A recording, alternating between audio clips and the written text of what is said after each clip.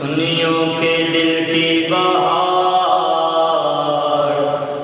شاہ جیلانی، سنیوں کے دل کی بہار شاہ جیلانی، سنیوں کے دل کی بہار شاہ جیلانی، شاہ جیلانی، شاہ جیلانی، شاہ جیلانی۔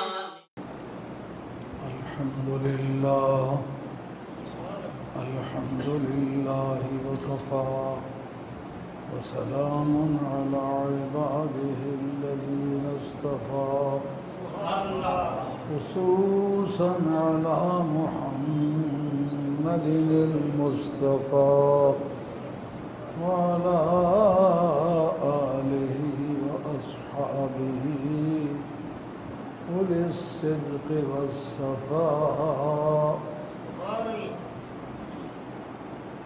أما بعد، فقد قال الله تبارك وتعالى جل جلاله في القرآن المجيد والفرقان الحميد: أعوذ بالله من الشيطان الرجيم،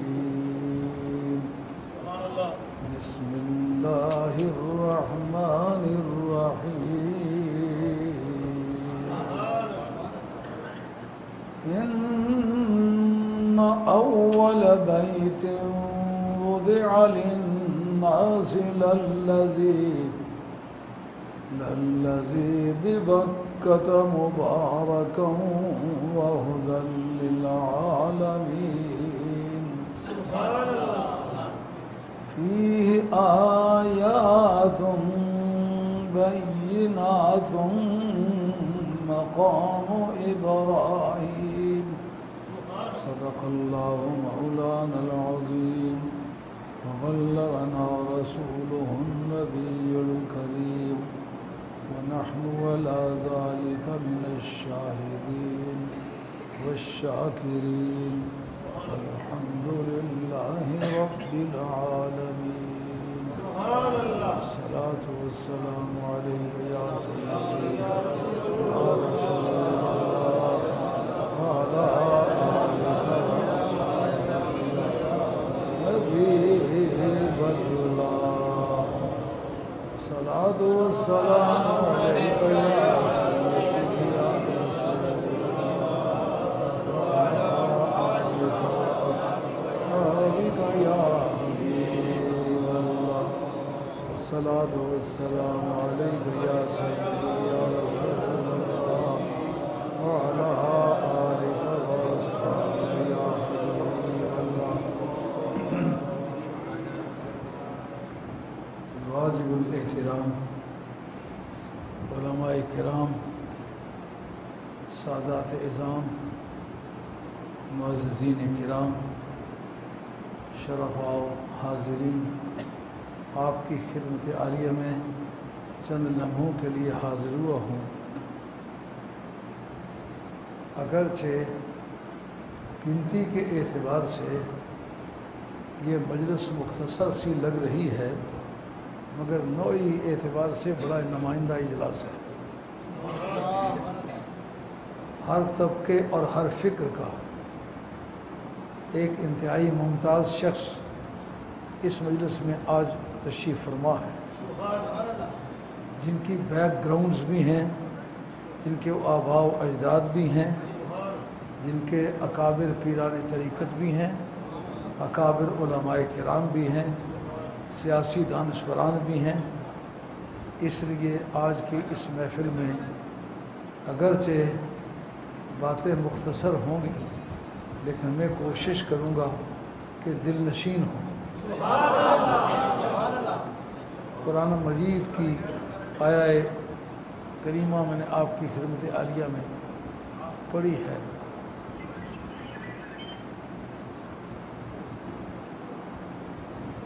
قرآن کہتا ہے: ان اول بیت وضع للناس، سب سے پہلا گھر جو لوگوں کے لیے بنایا گیا ہے للذی ببکہ، وہ ہے جو مکے میں ہے، مبارکن در آن حال کے وہ برکت والا ہے یا برکت والا تھا،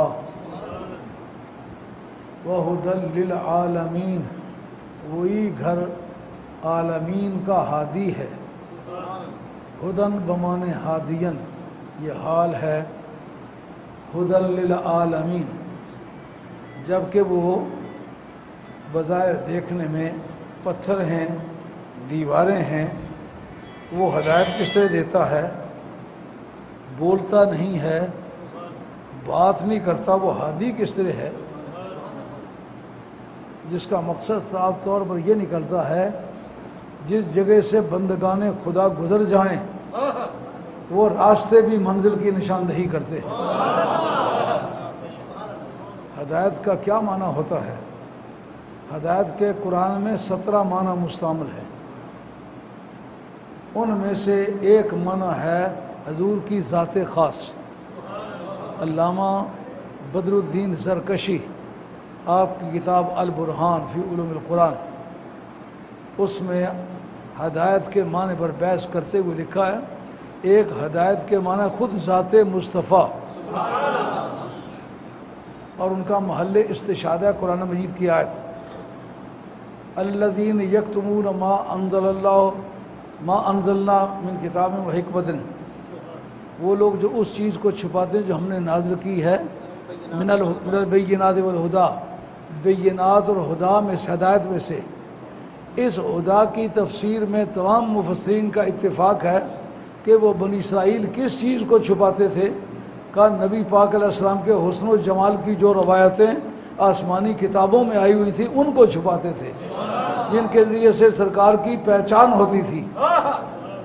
معلوم ہوا سب سے پہلا قصوروار جو آسمانی کتاب پڑھ کے بددیانتی کرتا ہے وہ شخص ہے کہ جو آسمانی کتاب میں جو سرکار کی صفات آئی ہوئی ہیں ان کو بگاڑتا تگاڑتا ہے، ان کو آگے پیچھے کرتا ہے اور لوگوں کو گمراہ کرتا ہے، اس کو ہدایت رب نے فرمایا۔ عین ذات مصطفیٰ ہدایت ہے، تو یہاں معنی پھر کیا بن جائیں گے؟ کہ ہدی للعالمین، سارے جہان کو بتاتا ہے کہ عظمت کائنات کا راز کیا ہے، سرکار کی ذات ہے۔ ہدی للعالمین، وہ عالمین کے لیے ہدایت ہے۔ فی آیات بینات مقام ابراہیم، اس کے اندر نشانیاں ہیں پروردگار کی۔ آپ مدرسہ اسکندریہ کے پڑھے ہوئے ہیں؟ جامع راشدیہ پیر صاحب پگاڑا، اس کا نام تو اسکندریہ ہے، وہاں کے پڑھے ہوئے لوگ اسکندری کہلاتے ہیں۔ پیر پگاڑا صاحب ہمارے خاندان کے مرید ہیں، میں ان کے پیر کی اولاد میں سے ہوں۔ ہاں، وہ گیلانیوں کے مرید ہیں، میں گیلانی ہوں۔ جس زمانے میں مولانا تقدس علی خان صاحب شیخ الحدیث تھے، اس زمانے میں تقریر کے لیے گیا ہوں۔ ان کے چھوٹے بھائی جو تھی انہوں نے میرا تعارف کرایا کہ انہی مانو مجھے پیر جو پٹرو ہے۔ میں سندھی تو جانتا نہیں ہوں، لیکن کانٹیکٹ سے بات سمجھ گیا کہ میرا تعارف کرا نہیں۔ تو اس میں قواعد پڑھانے والے استاد بہت اچھے تھے، وہ گول مٹول سے استاد تھے لیکن لائق آدمی تھے۔ ایک قاعدہ ناوے کا بیان کرنے لگا ہوں، آپ کو مخاطب اس لیے کیا ہے۔ فی آیاتم بیناتم مقام ابراہیم، آیاتم بیناتم یہ مبدل منہ ہے، مقام ابراہیم اس کا بدل ہے، یعنی کعبے کے اندر نشانیاں ہیں۔ نشانی اسے کہتے ہیں جس سے کوئی پہچانا جائے، وہ رب کی نشانیاں ہیں، رب ان سے پہچانا جاتا ہے۔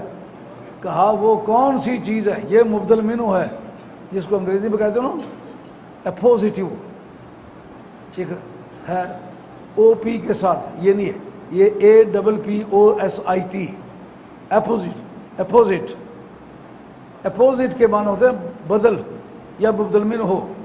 جسے آپ کہتے ہیں وہ بیوقوف، باپ ناراض ہو کے کہتے ہیں وہ بیوقوف آیا، بعد میں کہتے ہیں زید.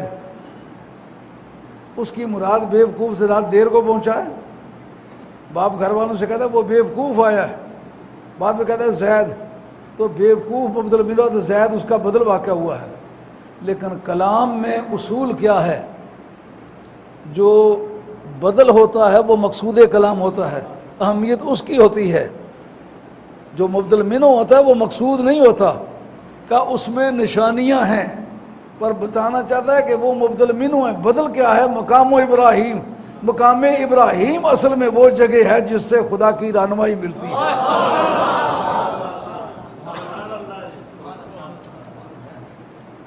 فی آیات بینات، آیات جمع ہے نا، بینات اس کی صفت ہے، لیکن آگے جو اس کا بدل واقع وہ کا مقام ابراہیم ہے، وہ واحد ہے.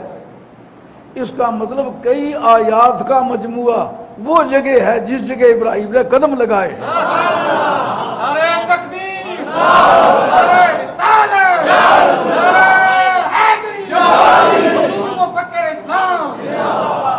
فی آیات بینات مقام ابراہیم. بڑھاپا ایک ایسی سچائی ہے جس کا انکار نہیں کیا جا سکتا. کبھی جوانی کے دنوں میں قرآن مجید پڑھا کرتا تھا تو فضائیں لرزنے لگ جاتی تھی. اب میں بوڑھا ہو گیا ہوں، 78 سال میری عمر ہونے والی ہے، چند مہینے باقی. تو میری عمر کے اکثر و بیشتر آدمی اللہ کو پیارے ہو گئے. کچھ اللہ تعالیٰ نے خدمت دین میرے حصے میں رکھی ہے، اس لیے زندہ ہوں میں. کہا وہ بے شمار جو نشانیاں ہیں وہ ہیں کیا؟ کہا وہ اصل میں مجموعہ ہیں مقام ابراہیم کا. مقام ابراہیم اکیلا ہو کر ایک آیت نہیں ہے، آیات ہیں، اور آیات بھی مبہمات نہیں ہیں، بینات ہیں، واضح ہیں. آیات بینات ان کا کام کیا ہوتا ہے؟ حقائق کو کھول کے رکھ دینا. جو حقیقتیں پوشیدہ ہوں ان کو کھول کے رکھ دینا. کہا کوئی آدمی حضرت ابراہیم علیہ السلام کے قدم کے رکھنے کی جگہ کو جھک کرتے دیکھے. جو حقیقتیں مخفی ہیں وہ ابراہیم علیہ السلام کا قدم چومنے کی وجہ سے کھل جاتی ہیں. فی آیات بینات مقام ابراہیم. وہ آیات ہیں، بینات ہیں. اس جگہ لفظ اول آیا ہوا ہے، یعنی آدم علیہ السلام جب دنیا میں تشریف لائے تو 2 قبلے انہوں نے بنائے. مکہ شریف والے قبلے کی بعد 40 برس بعد بیت المقدس والا قبلہ بھی انہوں نے بنایا. ابراہیم حضرت نوح علیہ السلام کے طوفان میں یہ خرد برد ہو گئے، ان کی صرف بنیادیں باقی رہ گئیں، اوپر سے عمارتیں گر گئیں. لیکن ان دونوں میں 40 برس کا زمانہ حائل ہے. ایک مسئلہ ضمناً نکلتا ہے، اس کی دلالت ضمنی سمجھ لیں اس کو. وہ کیا؟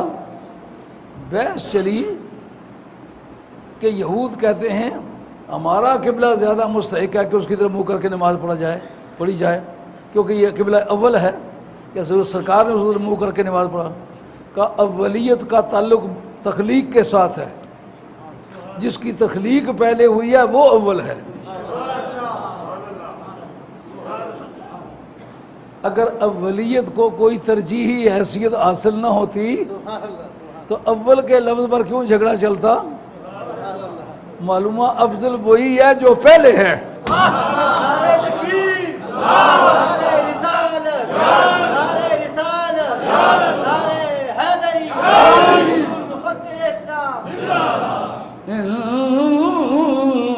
اول بیت وضع للناس للذی ببکۃ مبارکا.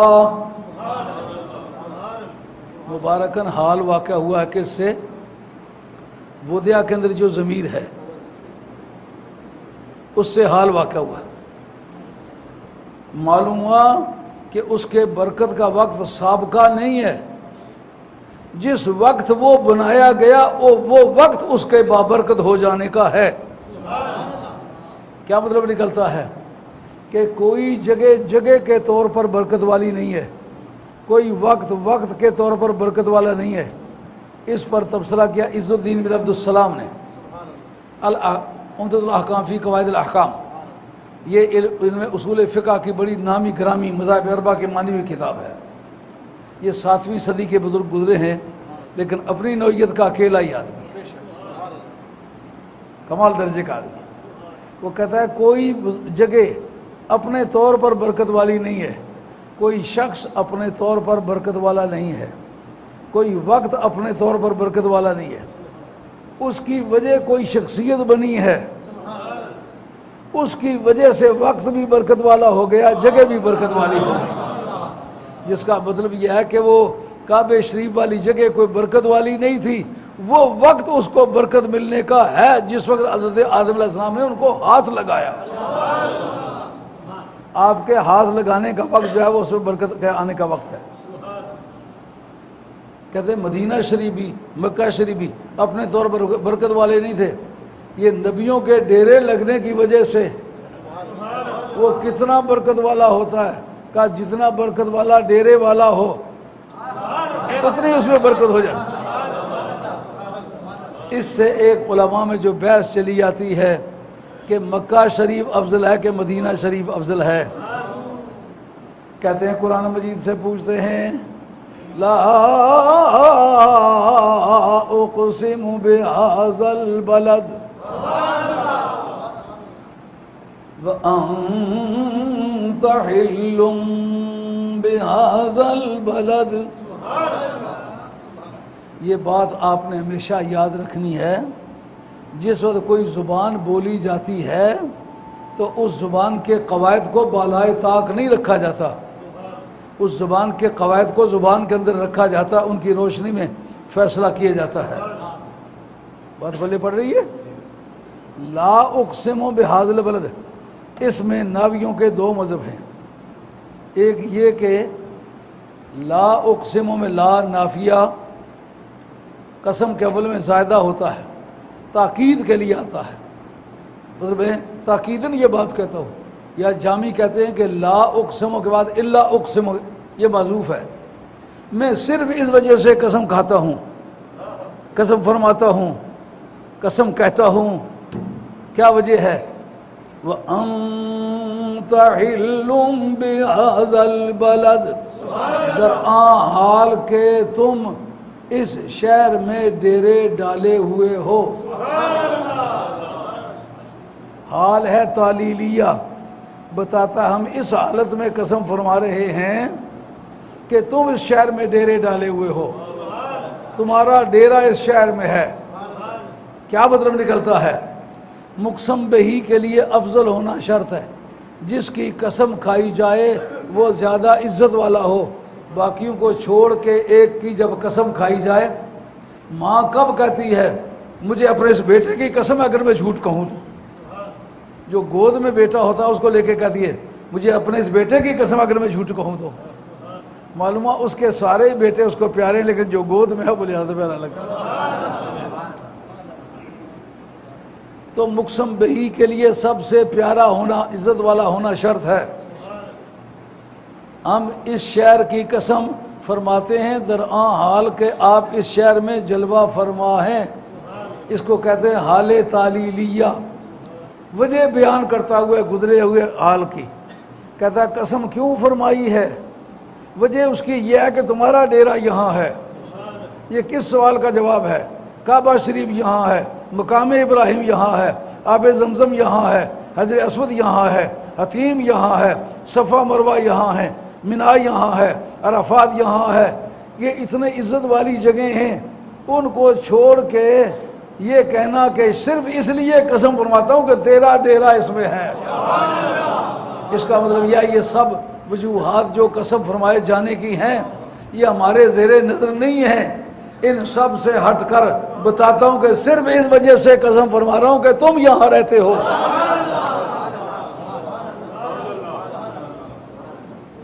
اس کو آپ کے اصولیوں کی زبان میں جو کہتے ہیں وہ علت حکم، اس کو دلالت النص آپ کہیں گے اصولیوں کی زبان میں۔ جو لوئرز حضرات بیٹھے ہوئے ہیں، لا کی پریکٹس کرتے ہیں، ریشو ڈیسیڈنڈائی اس کو کہتے ہیں۔ حکم پتہ چلے اور حکم کی وجہ پتہ چلے، اس کو کہتے ہیں دلالت النص، یعنی قسم فرمائی، سب سے عزت والا قرار دیا اور وجہ بتلائی سب سے زیادہ عزت والا کیوں ہے کہ تم یہاں رہتے ہو۔ معلوم ہوا علت حکم جو ہے وہ سرکار کی ذات ہے۔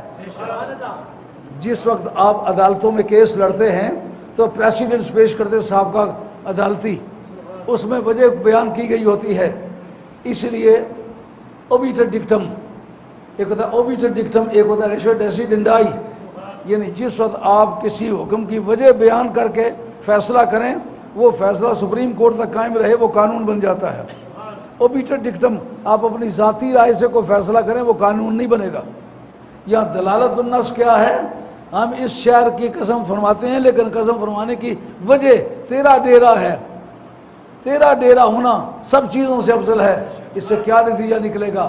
کہ جب تک سرکار نے مکہ شریف سے ہجرت نہیں فرمائی تھی، مکہ سب سے افضل تھا۔ جب اس کی علت حکم مدینہ طیبہ میں چلی گئی تو جدھر فضیلت والے گئے فضیلت ادھر چلی گئی۔ نعرہ تکبیر، نعرہ رسالت، نعرہ حیدری، نعرہ غوثیہ، حضور مفکر اسلام۔ تہبان صحیح افضل، مکہ ہی بڑا زاہدہ، پر ہم عشق کے بندے ہیں، کیوں بات بڑائی ہے۔ ہم عشق کے بندے ہیں، کیوں بات بڑائی ہے۔ اس ایک کمپیریزن ہولڈ کیا ہے اعلیٰ حضرت فاضل بریلوی رحمۃ اللہ علیہ۔ کعبہ دلہن ہے روضہ اطہر نبی دلہن،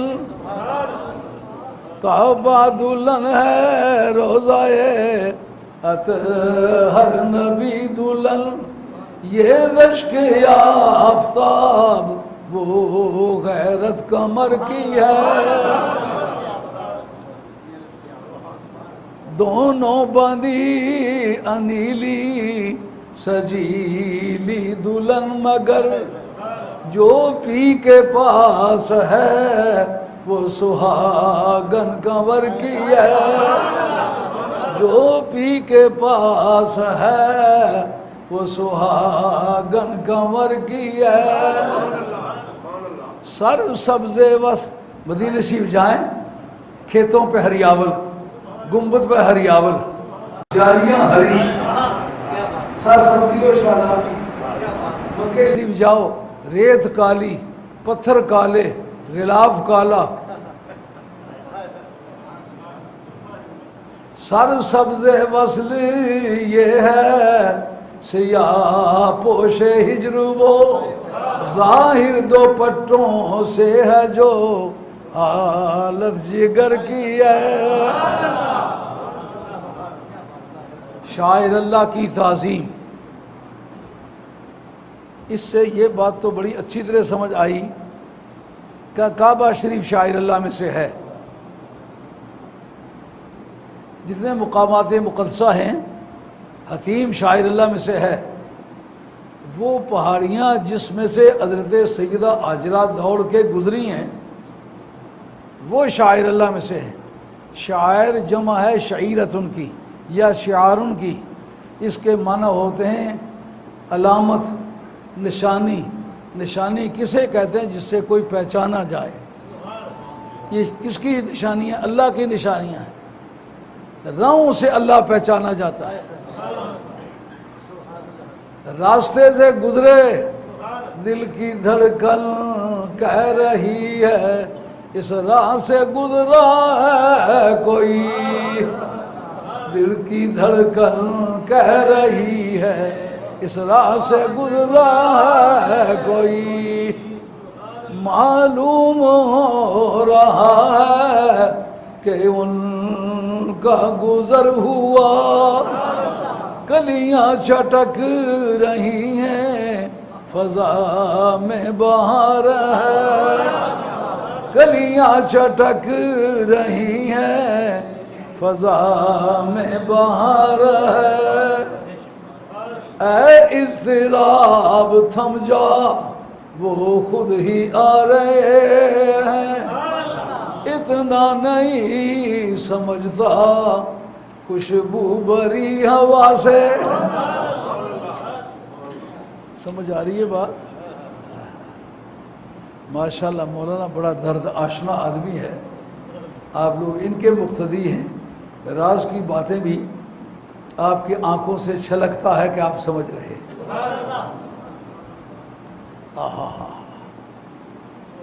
صفا مروہ کو کہا اللہ کی نشانیاں ہیں،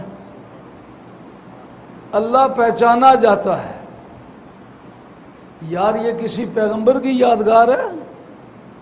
کہا پیغمبر کی یادگار تو نہیں، کسی رسول کی یادگار ہے؟ کہا کسی رسول کی یادگار تو نہیں، کسی نبی کی یادگار ہے؟ کہا نبی کی یادگار تو نہیں۔ یہ کس کی یادگار ہے؟ کہا یہ ایک ولیہ کی یادگار ہے۔ اس کام کو کس نے کیا؟ کہا نبیوں نے، رسولوں نے، پیغمبروں نے۔ کہا کام ولیہ کا ہے، پیروی اتنے بڑے لوگوں نے کیوں کی ہے؟ اے ہم نشیں وہ کوچائے عشق حجاز ہے، محمود جس گلی میں غلام ایاز ہے، محمود جس گلی میں غلام ایاز ہے۔ ایک مرتبہ آپ کو قرآنی تفسیر کی روح سے دعوت فکر دیتا ہوں۔ یہ ایک چپٹر پیچھے سے چلا آ رہا ہے، لا تقولوا لمن يقتل في سبيل الله في سبيل الله اموات۔ ان لوگوں کو مردہ مت کہو جو راہ مولا میں قتل کر دیے گئے۔ بھائی دماغ انسانی چکر کھاتا ہے، گردن اڑ گئی ہے، آخری سانس پرواز کر گیا ہے، بیوی بیوہ ہو گئی ہے، بچے یتیم ہو گئے ہیں، جائیداد وارثوں میں تقسیم ہو گئی ہے، قبر میں دفن کر دیا گیا ہے، چیلم ہو گیا ہوا ہے اور سارے معاملات کر دیے گئے ہیں۔ اب اس کی بیوی عزت گزارنے کے بعد نکاح ثانی کرنے کی مجاز ہے، تو بتاؤ ان حالات میں مردہ کیوں نہ کہیں؟ کہا رب کہتا یہ تیری سمجھ کی بات نہیں ہے، وَلَٰكِن لَا تَشْعُرُونَ، خاصاں دی گل آما اگے نہیں مناسب کرنی، مٹھی کھیر پکا محمد کتیاں اگے دھرنی۔ کہا یہ تیرے شعور کا قصہ نہیں، وَلَٰكِن لَا تَشْعُرُونَ۔ یہ چپٹر چلتا گیا، اس پر جا کے ختم ہوا، ان الصفا والمروہ من شعائر اللہ۔ صفا مروہ اللہ کی نشانیوں میں سے ہیں۔ امام رازی اپنے پورے زور کے ساتھ بڑی دھماکے دار باتیں لکھتا ہے اس مقام پر، کہتے ہیں جب ذہن انسانی کی سوچیں نفی میں حرکت کر گئی، ایسا نہیں ہو سکتا، بندہ مر گیا ہے۔ راضی کہتے ہیں تو ان بندوں کو مردہ کہتا ہے جو میرے راستے میں جیے اور میرے راستے میں مرے، میں تو ان راہ گزاروں کو مردہ نہیں کہتا جن راہ گزاروں سے وہ گزر گئے۔ سمجھ آئی بات؟ اب جو کہتا ہے میں قرآن پڑھتا ہوں، یہ خانقاہ پہ نہیں جانا، یہ شرک ہے، یہ بیٹھک میں زیارت کرنے کے لیے جاتے ہیں، یہ شرک ہے۔ میں پوچھتا ہوں پاؤں لگانے کی جگہ کا تعلق زیادہ ہوتا ہے یا لیٹ جانے کی جگہ کا تعلق زیادہ ہوتا ہے؟ ولیہ کے پاؤں لگے ہیں، جناب سیدہ حاجرہ کچھ ہیں پر ولیہ ہیں، تو جس کے پاؤں لگنے کی جگہ اتنی مقدس بن جائے کہ نبی، ولی، غوث، قطب، قلندر اس جگہ جانے کے پابند ہوں اور اسی ادا سے دوڑنے کے پابند ہوں جس ادا سے وہ دوڑی تھی، اس سے قیمت پتہ چلتی کہ نہیں؟ شاعر اللہ کی تعظیم۔ تم جن جگہوں سے روکتے ہو وہ تو تعظیم کے قابل جگہ ہیں۔ قرآن کہتا ہے مَن يُعَظِّمْ شَعَائِرَ اللَّهِ فَإِنَّهَا مِن تَقْوَى الْقُلُوبِ۔ جو اللہ کے شعائر ہیں نا، اللہ کی علامتیں ہیں، ان کی تعظیم کرنا یہ دل کا تقوی ہے۔ کسی غیر محرم سے نگاہ کو روک لو، یہ آنکھ کا تقوی ہے۔ جھوٹ سے زبان کو روک لو، یہ زبان کا تقوی ہے۔ ہاتھ کو بدی سے روک لو، یہ ہاتھ کا تقوی ہے۔ کسی برے راستے پر چلنے سے پاؤں کو روک لو، یہ پاؤں کا تقوی ہے۔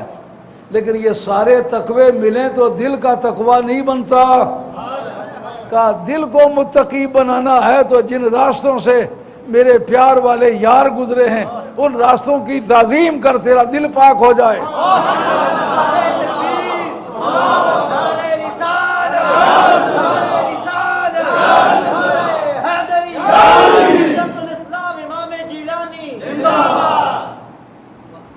تو غالباً یہ بات آپ کی سمجھ میں آنے لگی ہوگی۔ سوچتے وقت کہتا ہے یار یہ تو پرانی باتیں ہیں، جو شاعر اللہ بن گئے سو بن گئے، اب تم جگہ جگہ کو جس جگہ دو پتھر رکھ دیے خانقاہ بنا دی شاعر اللہ ہے، جس جگہ کوئی قبر بنا دی یہ شاعر اللہ ہے، جس جگہ کوئی بیٹھک پر عمارت کھڑی کر دی کہ یہ شاعر اللہ ہے، جس جگہ کسی بزرگ نے بیٹھ کے دورہ حدیث پڑھایا کہ یہ شاعر اللہ ہے۔ وہ سابقہ شاعر اللہ تو ہماری سمجھ میں آ گئی ہیں، لیکن بتاؤ یہ جو تم اس وقت شاعر اللہ بنا رہے ہو اس کا کیا ثبوت ہے؟ اگر ثبوت پیش کرو گسیڑ کے رکھ دوں تو یہ بات بھی سمجھ میں آئے گی کہ نہیں آئے گی؟ جس وقت میقات سے آگے نکلنے لگے، احرام باندھ لیا ہے اور جنگوں نے تیاری کر لی ہے کہ اب اس پر چل کے دکھائیں گی، اب یہ گورنر صاحب ہیں، پریزیڈنٹ ہیں، فیلڈ مارشل ہیں، غوث، قطب، قلندر، درویش ہیں، محدث ہیں، مفسر ہیں، شیخ الاسلام ہیں، کوئی ہیں، جوؤں نے حملہ کرنا ہے۔ اب جناب وہ چاہتے ہیں میں جوں کو مار ڈالوں، کہا نہیں مار سکتے ہو، کہا کسی کو اشارہ کر دوں کہ تم مار دو، کہا اشارہ بھی نہیں کر سکتے ہو۔ اب تم پر عاجزی کا وہ عالم آ گیا ہے کہ جوں بھی نہیں مار سکتے ہو، اپنا بال کھینچ کے نہیں نکال سکتے ہو، خوشبو نہیں لگا سکتے ہو، کوئی ہار سنگار کی قسم کا کام نہیں کر سکتے ہو۔ ہم جو کہا کرتے ہیں کہ بزرگوں کی بارگاہوں میں جاؤ تو میک اپ کر کے نہ جایا کرو، عاجزانہ شکلیں بنا کے جایا کرو۔ آج کے موقع پر ہمارے عقیدے کی تائید ہو رہی ہے، تمہارے عقیدے کی تائید ہو رہی ہے۔ حجامت بڑی ہوئی ہے اور پورا پاؤں ڈھکا ہوا نہیں، جو برج آف فٹ ہے وہ بھی ڈھانپنے کی اجازت نہیں، وہ ننگا ایڑی بھی ننگی رکھنی ہے۔ یہ کس مقصد کے لیے؟ کہا دراصل عاجز لوگ جو بھیک مانگتے پھرتے ہیں ان کے بعد پورا لباس کہاں ہوتا ہے؟ آج تم بھیک مانگنے چلے ہو۔ کہا شاعر اللہ کی بحث کرتے کرتے یہ بھیک والی طرف کدھر چلے گئے ہو؟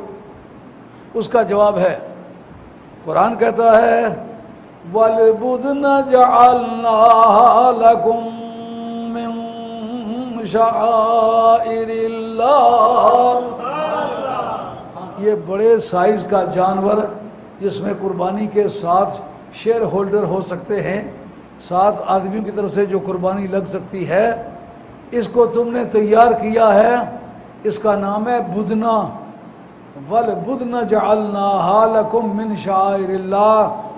کا کل تک کی شاعر اللہ کو چھوڑو، آج منڈی سے گائے خریدی ہے، پیشاب اس کو لگا ہوا ہے، گوبر لگا ہوا ہے، نہ وضو کرایا ہے، نہ غسل کرایا ہے، نہ طہارت کرائی ہے، میں پوچھتا ہوں اس کے اعمال دیکھ کے اس کی تعظیم کرو گے یا گوبر سمیت تعظیم کرو گے؟ آل رسول کے بارے میں کنڈیشنیں لگاتے ہو، فلاں سید کی داڑھی پوری نہیں ہے، فلاں سید کے پانچے جو ہے وہ نیچے لٹکے ہوئے ہیں، فلاں سید کی حجامت ٹھیک نہیں ہے، وہ متقی نہیں ہے۔ وہ گائے نے اندر کون سا تقویٰ ہے؟ صرف ادھر منہ کر کے چلی ہے اور تم نے خود چلائی ہے۔ معلوم ہوا جانوروں کو شاعر اللہ بنا دینا یہ تمہارے اختیار میں رب نے دیا ہے۔ سمجھ آ گئی بات؟ سمجھ تو اچھی آنی چاہیے۔ وَالْبُدْنَ جَعَلْنَاهَا لَكُم مِّن شَعَائِرِ اللَّهِ۔ کہتے ہیں جناب شعروں پر گزارا کرتے ہیں، یہ شعر ہے کہ آیت ہے؟ اگر میں کسی آیت کا ترجمہ شعر کے ذریعے سے کر دوں تو قصور کیا ہے؟ خشکی رستہ خشک عبادت بن سوزوں بن دردوں، اے عبادت ملکی پائی نہیں ہے عاشق مردوں۔ ہم آل ذوق لوگوں کی اولاد میں سے ہیں، آل دل لوگوں کے مرید ہیں، اس لیے کتھوں ایڈا درد لے آیا ہے درداں والے یارا، 10 دکان اساڑے تائیں بنی دلال ہمارا۔ جس طرح شکر شکر والے کی دکان سے ملتی ہے، سونا سونے والے کی دکان سے ملتا ہے، اسی طرح درد درد والوں کی دکان سے ملتا ہے، عشق عشق والوں کی دکان سے ملتا ہے۔ اب قرآن مجید نے یہ بات بتائی کہ نہ بتائی کہ جو گائے تم نے خریدی ہے نہ گناہوں سے توبہ اس کو کروائی ہے، نہ اس کو وضو کروایا ہے، ہوا کیا؟ ایک جگہ کی طرف منہ کر کے چلی ہے۔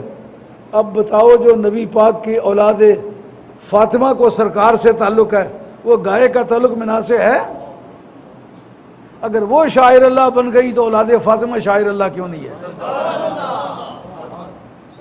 قانون شرع میں اگر اس پر بحث آئے تو سیدہ فاطمہ کی اولاد شاعر اللہ میں سے ہوگی، وہ گائے شاعر اللہ میں سے ہے۔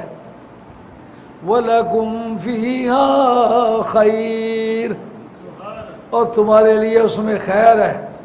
اے رب کریم سے وضو نہیں کیا ہوا، اس کو گوبر لگا ہوا ہے، غسل نہیں کرایا گیا، اس کو نماز نہیں پڑھائی گئی، اس سے روزہ نہیں رکھایا گیا، یہ گائے کی گائے ہے، دھڑوکتی پھر رہی تھی، اب بھی دھڑوک رہی ہے، اس کے لیے توبہ شرط نہیں ہے، صرف منا کی طرف منہ کر کے اس کو چلایا اور چلایا تم نے ہے۔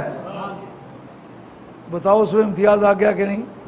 منا کی طرف منہ کرنے سے زیادہ امتیاز آتا ہے یا اولاد فاطمہ کا سرکار دو عالم علیہ السلام کے ساتھ خونی تعلق کی وجہ سے زیادہ امتیاز آتا ہے؟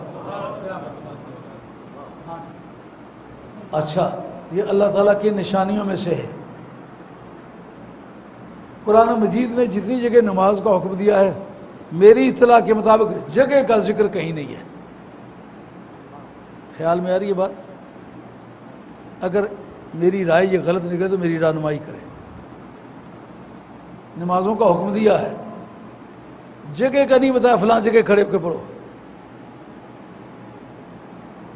لیکن وَاتَّخِذُوا مِن مَقَامِ إِبْرَاهِيمَ مُصَلًّى،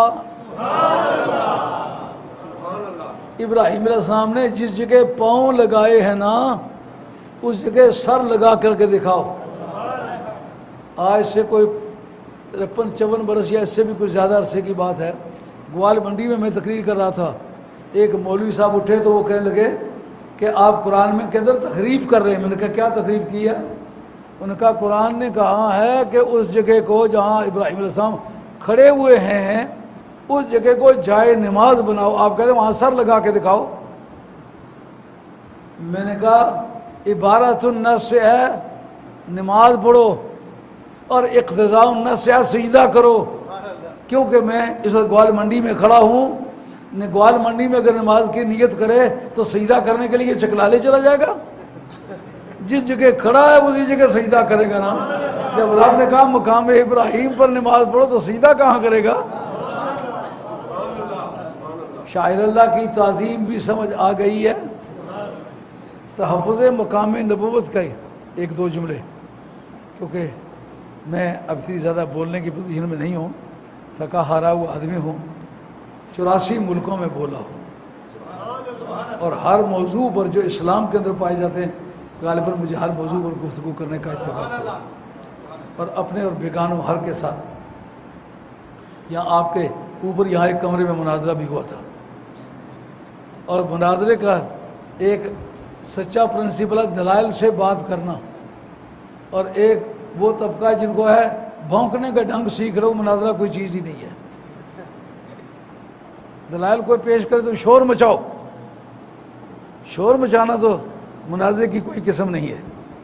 تو پھر کئی درجن مناظروں کا بھی اتفاق ہوا، مگر اس طرح کا مناظرہ یہی ہوا کہ جواب جب نہیں آیا تو پھر شور۔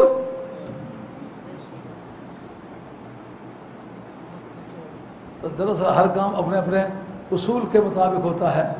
عرض کرتا ہوں مقام نبوت کا تحفظ، شاعر اللہ کی تعظیم، شاعر اللہ کی تعظیم تو پتہ چل گئی نا، کسی جگہ کا نام لے کے نہیں کہا کہ فلاں جگہ نماز پڑھو، کہا ابراہیم میرا وہ یار ہے جس نے میری رضا جوئی کے لیے آگ کے شعلوں پر پاؤں رکھا تھا، اے ابراہیم اگر تیرے ان پاؤں کی میں قیمت ڈال کے دنیا کو نہ دکھلاؤں مجھے بھی کوئی خدا نہ کہے، جس جگہ تو پاؤں رکھے گا اس کو سجدہ گاہ بنا کے رکھ دوں گا۔ اور یہ فن تفسیر کی روح سے اس آیت کا نام ہے موفقات عمر میں سے ہے۔ موفقات عمر یہ تفسیر کی بولی ہے، جس سے محدثین کی بولیاں الگ ہیں، مفسرین کی بولیاں الگ ہیں۔ ان میں یہ بولی ہے جن جن آیتوں میں جن جن معاملوں میں جھگڑا ہوا اور جناب عمر رضی اللہ عنہ کی رائے اور ہوئی، باقی صحابہ کی رائے اور ہوئی، اس وقت رب کریم نے کوئی آیت نازل فرمائی جس میں حضرت عمر کی تائید فرمائی، اس آیت کا نام ہے کہ وہ موفقات عمر میں سے ہے۔ ہوا کیا تھا، جس وقت مکہ شریف میں سرکار کے ساتھ حاضری تھی تو کہتے ہیں مقام ابراہیم کو جب دیکھا کہ لَوِ اتَّخَذْنَا مِن مَقَامِ إِبْرَاهِيمَ مُصَلًّى، دل چاہتا ہے، یہ لو شرطیہ تمنائی ہے، کاش کہ ہم، خود بھی آپ پوچھ رہے تھے نا لو کا ترجمہ، پہلی مرتبہ شاہ زبیر صاحب اسی شعبے کو لے کر میرے پاس تشریف لائے تھے۔ وہاں کوٹے کے ایک بڑے شرارتی قسم کے بزرگ ہیں، میں نے کوئی ترجمہ تفسیر کیا تو انہوں نے کافی اختلاف کو بڑھانے کی ٹرائی کی۔ شاہ زبیر صاحب کو آمادہ کیا کہ آپ ان سے باتیں کریں۔ شاہ صاحب نے کہا شاہ اس سے بات کرنے کی پوزیشن میں نہیں محسوس کرتا، لے کے آئے، پھر قواعد کی روح سے پکڑ کے جب گھسیٹا نا، اس کے بعد ایسے چپ کر گئے کہ واپس چوں بھی آج تک نہیں کی۔ یہ لو شرطیہ تمنائی ہے، کاش کہ ہم مقام ابراہیم کو جائے نماز بنائیں۔ یہ کس کا مزاج ہے؟ حضرت عمر کا۔ حضرت ابراہیم علیہ السلام کے پاؤں کی جگہ شاعر اللہ میں سے ہوئی یا نہ ہوئی؟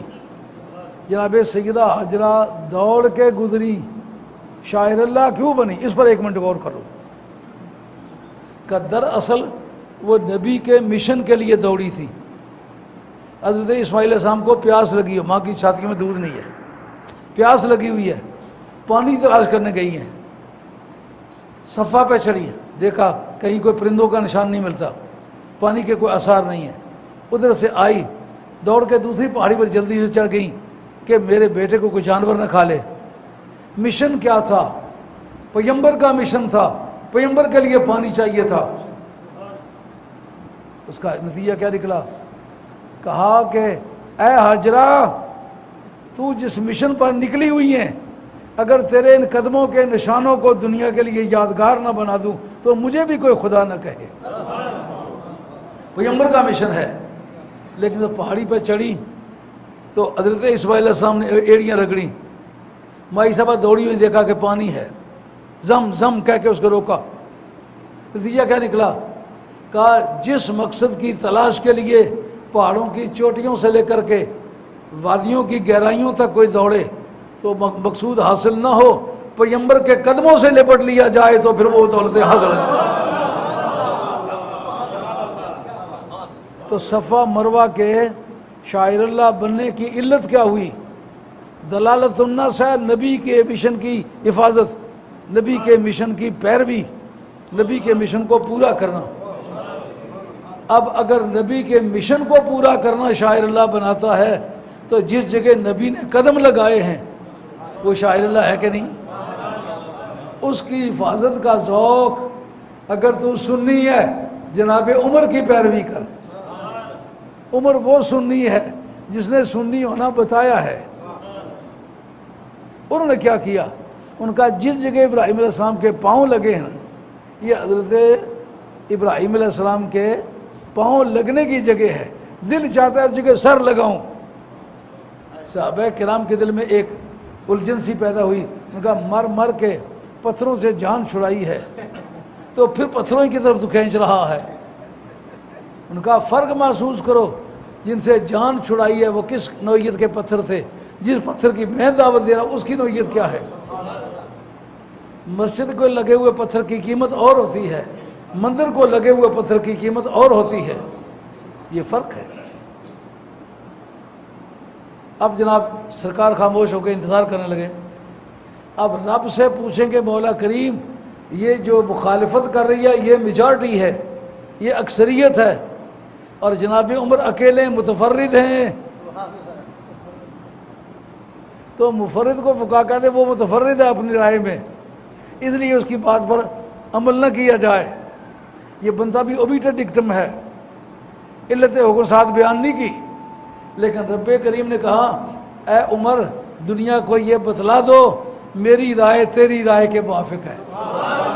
تم نے چاہا ہے کہ ابراہیم علیہ السلام کے پاؤں کے لگنے کی جگہ کو عزت دی جائے، میری رائے وہ ہے جو تیری رائے ہے۔ تو اہل سنت کا پھر کیا عقیدہ ہونا چاہیے جو جناب عمر کا عقیدہ ہے؟ اس جگہ ایک بڑی مشکل کھڑی ہوتی ہے۔ یہ 10-15 منٹ کی بحث ہے، اگر آپ کا جگر سنتا ہو تو یہ میں آپ کو سنا دوں کہ حضرت نبی کریم علیہ السلام نے حدیبیہ کے مقام پر بیٹھ کے جہاں بیعت لی تھی، حضرت عمر نے وہ درخت کٹوا دیا تھا۔ کیوں کٹوایا تھا؟ اس وجہ سے کٹوایا تھا کہ لوگ وہاں صحابہ وہاں آ کے وہاں عبادت کرتے تھے، اللہ اللہ کرتے تھے، ذکر الہی کرتے تھے۔ تو حضرت عمر نے کہا یہ شرک ہے، کسی جگہ میں یہ برکت تسلیم کر لینا کہ وہ برکت والی جگہ یہاں جو عبادت کی جائے باقی جگہوں کی عبادت سے افضل ہوتی ہے، یہ شرک ہے۔ سمجھو سوال کے نہیں؟ اب ہم یہ پوچھنا چاہیں گے کہ حضرت عمر کی طرف یہ بات جو منسوب کی گئی ہے اس کی آئینی حیثیت کیا ہے؟ حضرت فاروق اعظم رضی اللہ تعالیٰ عنہ کی ذات پاک نے وہ درخت کٹوایا تھا یا نہیں کٹوایا تھا؟ بخاری شریف کا متن ہے، سنی سنائی بات نہیں کرتا، پڑھائی ہوئی بات کرتا ہوں، خود پڑھائی ہے بخاری۔ اس کے اندر ہے حضرت جابر بن عبداللہ انصاری فرماتے ہیں دوسرے سال ہم لوگ وہاں آئے، کم سے کم 1400 بندہ تھا، زیادہ سے زیادہ 1500، اور سارے صحابہ۔ ہم نے کوشش کی کہ اس درخت کو پہچانیں، 1500 بندہ مل کے اس درخت کو پہچان نہ سکا، لوکیٹ نہ کر سکا۔ جب 1500 آدمی نے مل کے دوسرے ہی سال اس کی پہچان تک نہ کی تو جناب عمر نے کاٹا، پھر کیا ہے؟ سمجھ آ رہی ہے بات؟ ہم نے اپنے کافر اکابر بزرگوں کو اس میدان میں ہتھیار ڈالے ہوئے دیکھا، بڑا صدمہ ہوا کہ صحیح جواب ان سے میسر کیوں نہ آیا۔ ہندوستان کے انتہائی بدعقیدہ آدمی نے یہ سوال چھیڑا کہ جناب عمر نے وہ درخت کٹوا دیا تھا، تم بزرگوں کی یادگاروں کے پیچھے پیچھے پھرتے ہو، وہ بزرگوں کی یادگار تھی، سرکار کی یادگار کو کٹوا دیا تو باقی کسی بزرگ کی یادگار کیا ہے؟ سوال سمجھ آ رہا ہے کہ نہیں آ رہا؟ حیرت میں اس طرح بیٹھے ہوئے ہو اصل نے پٹھوا رہے گل پچھا یہ کلی کرو رہا در تکڑی، ہوشیار ہو کے بیٹھو، بات کو سمجھو، آپ کی ریفلیکشن سے مجھے پتہ چلے کہ آپ میری بات سمجھ رہے ہیں کہ نہیں سمجھ رہے۔ سوال تو یہ ہے باقی بزرگوں کی یادگاروں کی کیا بحث ہے؟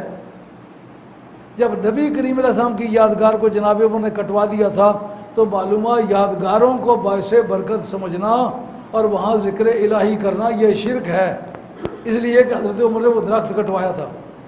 میں یہ پوچھتا ہوں اگر دوسرے سال 1500 صحابہ جو اگلے سال موقع پر موجود تھے وہ پہچان نہیں سکے تو جناب عمر نے اکیلے کٹوایا کیا ہے؟ پہلا سوال۔ دوسری بات یہ ہے اگر وہ شرک ہوتا تو یہ 7واں سال ہجرت ہے، 6 سال ہجرت میں تو عمرۃ القضاء عمرہ قضا ہوا تھا نا، 7ویں سال ہجرت میں عمرۃ القضاء کے لیے آئے تھے۔ شرک کو سرکار زیادہ بہتر پہچانتے تھے یا جناب عمر زیادہ پہچانتے تھے؟ ان 3 سالوں میں جو سرکار دنیا میں زندہ رہے ظاہری زندگی میں، اس میں سرکار نے کیوں نہیں کٹوایا؟ اگر جناب عمر نے کٹوایا ہے تو یہ اعتراض آئے گا سرکار نے پھر کیوں نہیں کٹوایا؟ اس کے بعد جناب ابوبکر صدیق رضی اللہ تعالیٰ عنہ 2.5 سال خلیفہ رہے، جناب عمر زیادہ دانائے راز تھے یا جناب ابوبکر صدیق رضی اللہ عنہ زیادہ دانائے راز تھے؟ انہوں نے کیوں نہیں کٹوایا؟ شرک کو کون زیادہ بہتر جانتا تھا، جناب عمر یا جناب ابوبکر صدیق؟ انہوں نے نہیں کٹوایا۔ پھر جناب عمر نے 13ویں سال ہجرت کے بعد اس کو کٹوایا۔ کیوں کٹوایا؟ پہلی تو یہ بات دیکھنے والی لکھا کس نے ہے؟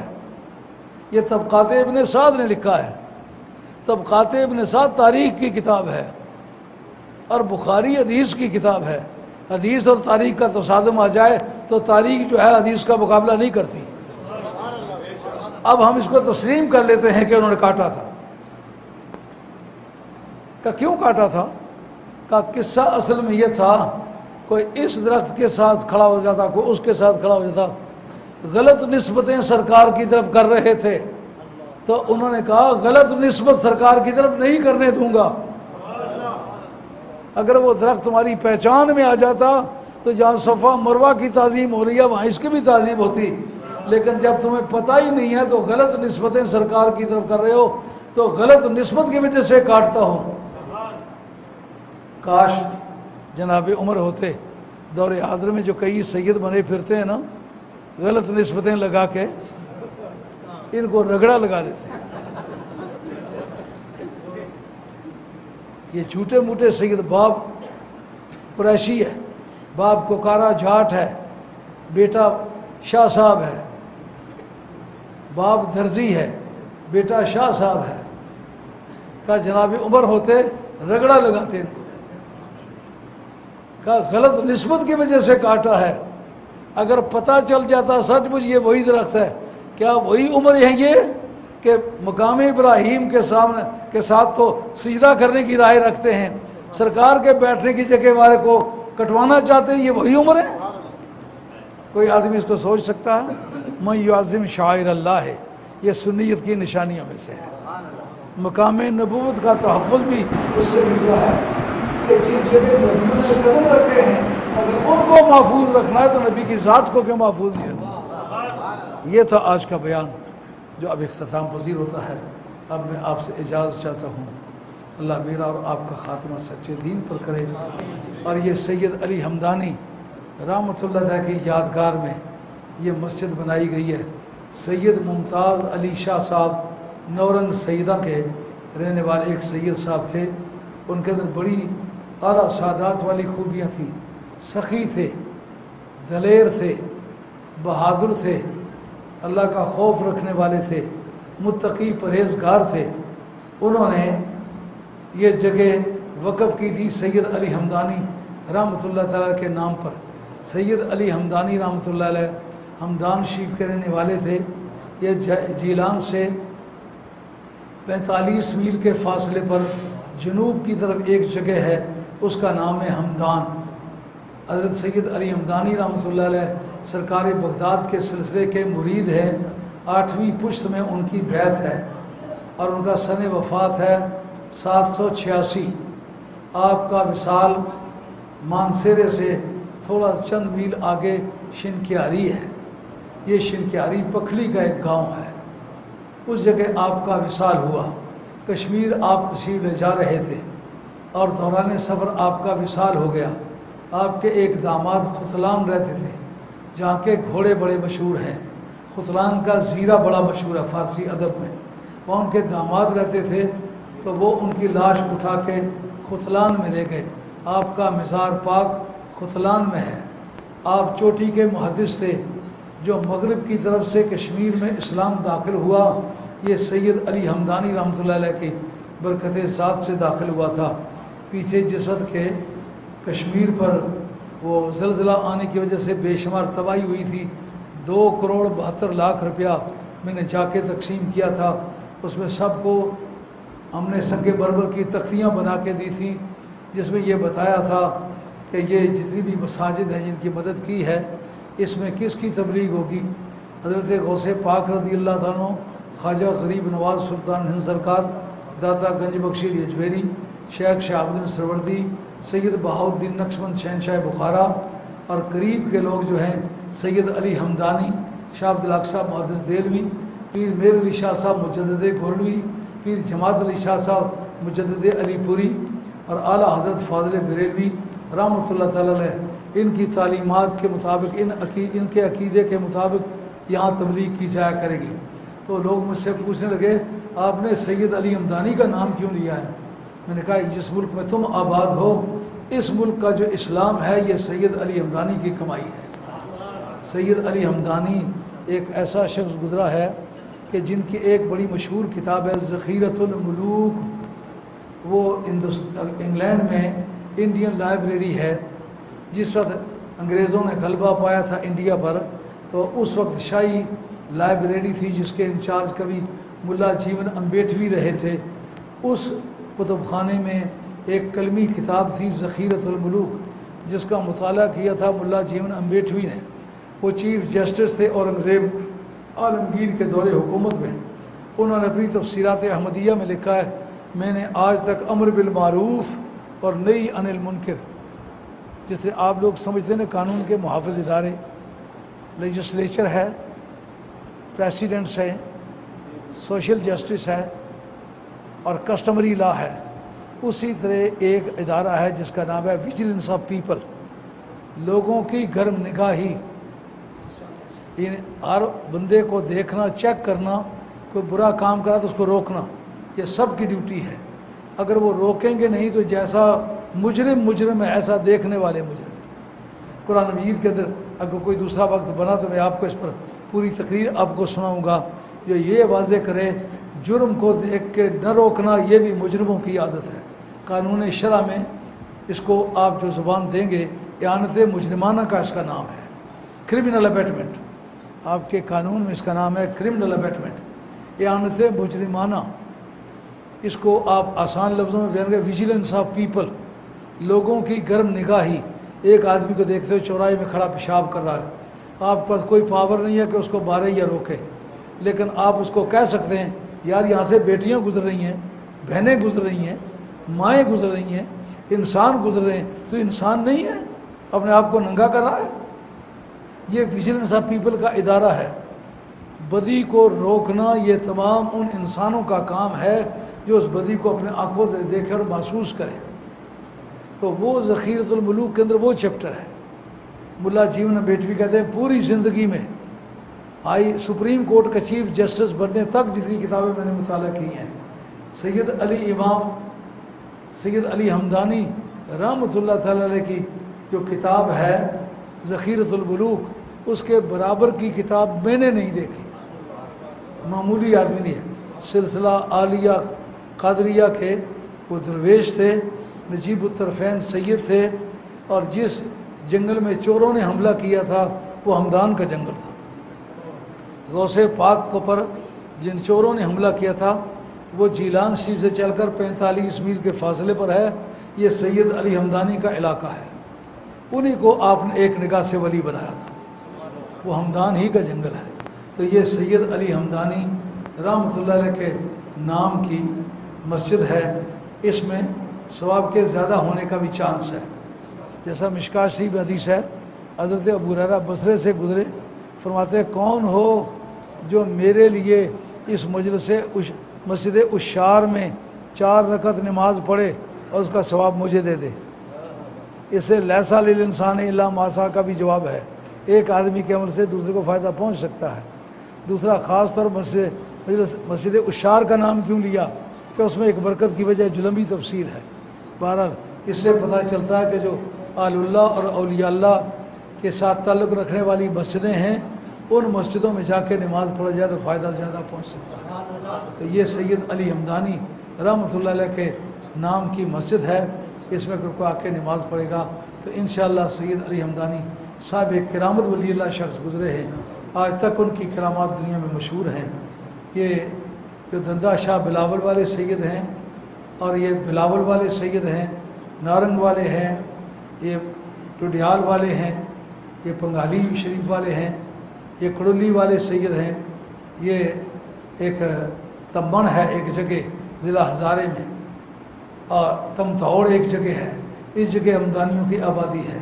اس طرح کریڑ ایک جگہ ہے بارہمولہ سے تھوڑی سی آگے، لال پور سیدہ سے ورلی طرف، یہ سب ہمدانی سادات میں سے۔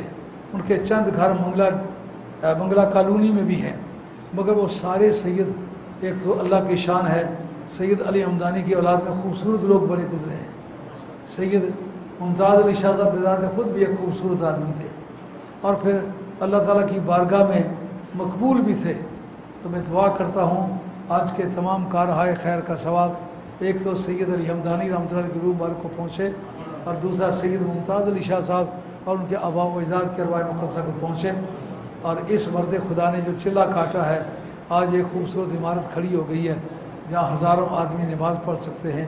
نماز کی سہولتیں ہیں، عید کی سہولتیں ہیں، جنازے کی سہولتیں ہیں، برق و بارہ کے زمانے میں یہاں عبادت کی جا سکتی ہے۔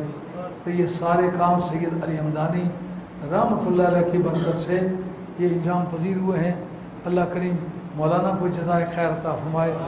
دعا کرو اللہ تعالیٰ ان کے دست و بازو کو زیادہ مضبوط فرمائے۔ جو ساتھی ان کے ساتھ مدد کرتے ہیں، یہ اکیلا آدمی ایسا شخص ہے جو محبان آل بیت میں سے ہے، مرے یا جیے آل بیت کی محبت سے کبھی دستبردار ہونے والا بندہ نہیں ہے۔ آل بیت سے محبت کرتا ہے، لیکن لطف کی بات یہ ہے شیعہ نہیں ہے، پختہ سنی ہے۔ حضرت ابو صدیق رضی اللہ عنہ کی شان کو دھماکے سے بیان کرتا ہے، فاروق اعظم کی شان کو دھماکے سے بیان کرتا ہے، عثمان غنی کی شان کو دھماکے سے بیان کرتا ہے، تمام صحابہ کرام کی شان دھماکے سے بیان کرتا ہے۔ خود ان کی تعریف کرتا بھی ہے، ان کی تعریف کراتا بھی ہے، نہ ان کی مذمت کرتا ہے، نہ کرنے دیتا ہے، نہ سنتا ہے، نہ کبھی کسی کو سنانے دیتا ہے، اور یہ اللہ سے محبت رکھتا ہے۔ دعا کرے اللہ تعالیٰ سچے دین پر قائم دائم رکھے، ان کے اولاد کو اللہ تعالیٰ ترقی عزت اور برکت عطا فرمائے۔ جو ان کے معاونین ہیں، جن لوگوں نے ان کے ساتھ اس تعمیر میں مدد کی ہے، اللہ تعالیٰ ان کو دن دگنی رات چگنی ترقی عطا فرمائے، دونوں جہانوں کی نعمت سے مالا مال فرمائے۔ صلی اللہ تعالیٰ